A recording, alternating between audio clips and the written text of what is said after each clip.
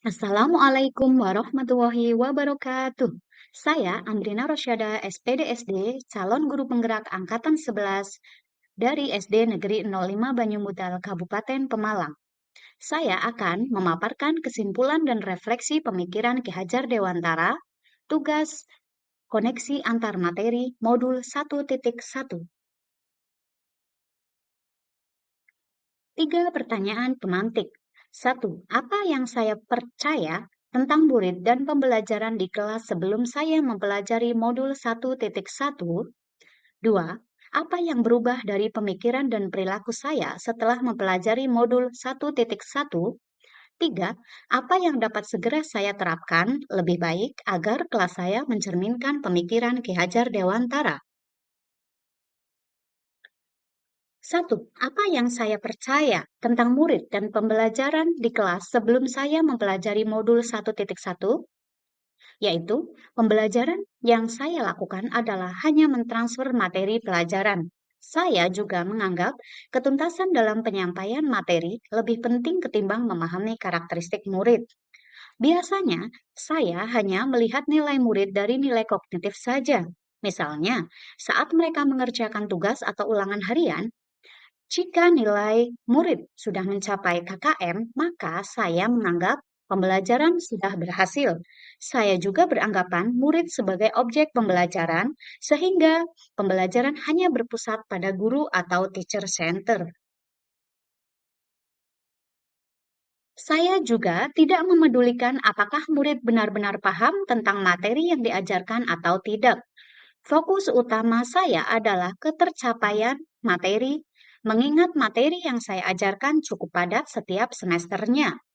Saya pun hanya meminta murid untuk menghafal materi yang diajarkan tanpa memikirkan bagaimana cara agar materi tersebut dapat dipahami sepenuhnya. Imbasnya, saya sering merasa gagal atau mengeluh jika banyak murid yang tidak tuntas setelah melakukan evaluasi.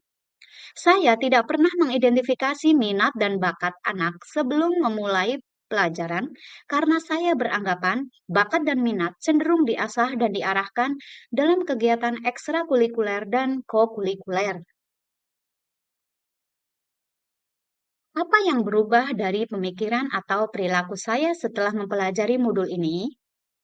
Saya menyadari apa yang saya pikirkan dan lakukan selama ini tidak tepat. Seharusnya saya melakukan proses pembelajaran secara menyeluruh, bukan hanya aspek kognitif saja, tetapi juga afektif, psikomotor, spiritual, sosial, dan budaya. Murid bukan sebagai objek pembelajaran, melainkan subjek pembelajaran. Artinya, murid memiliki kebebasan berekspresi, mengemukakan pendapat, dan berkreasi sesuai dengan metode atau model pembelajaran dan media yang tepat.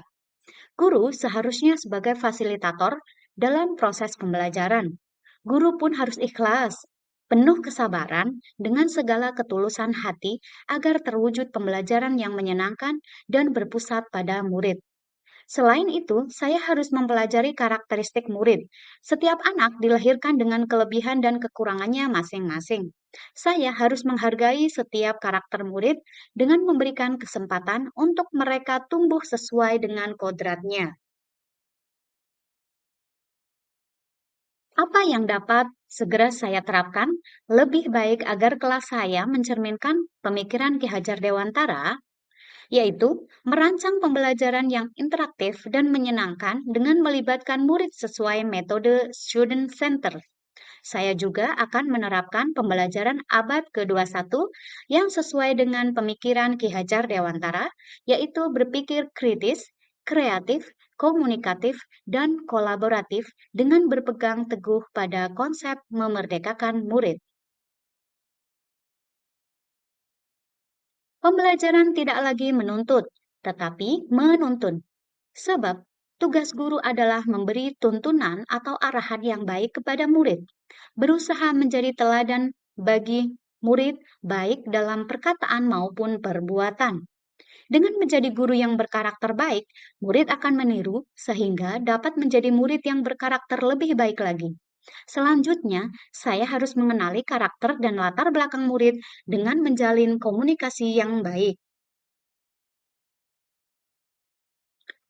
Saya juga harus memahami makna pada slogan Ki Hajar Dewantara, yaitu Ingarso Sung Tulodo. Guru harus memberikan contoh yang baik. Ing Madyo Mangun Karso. Guru harus memberikan semangat pada murid. Tutwuri Handayani. Guru harus memberikan dorongan atau menjadikan murid mandiri. Sebagai guru, saya berupaya menjadi penuntun bagi murid untuk mencapai kekuatan kodratnya sesuai dengan alam dan zaman. Menjadi guru yang lebih sabar dan ikhlas dalam mendampingi murid dan memberikan pelayanan yang terbaik bagi murid. Tidak memberikan teguran atau sanksi yang keras, tapi berupaya mengamongi murid agar menumbuhkan rasa nyaman, bukan rasa takut. Karena guru yang baik adalah guru yang disenangi, dihormati, dan disegani. Demikianlah kesimpulan dan refleksi pemikiran Ki Hajar Dewantara, tugas koneksi antar materi modul titik 1.1 yang dapat saya paparkan. Terima kasih.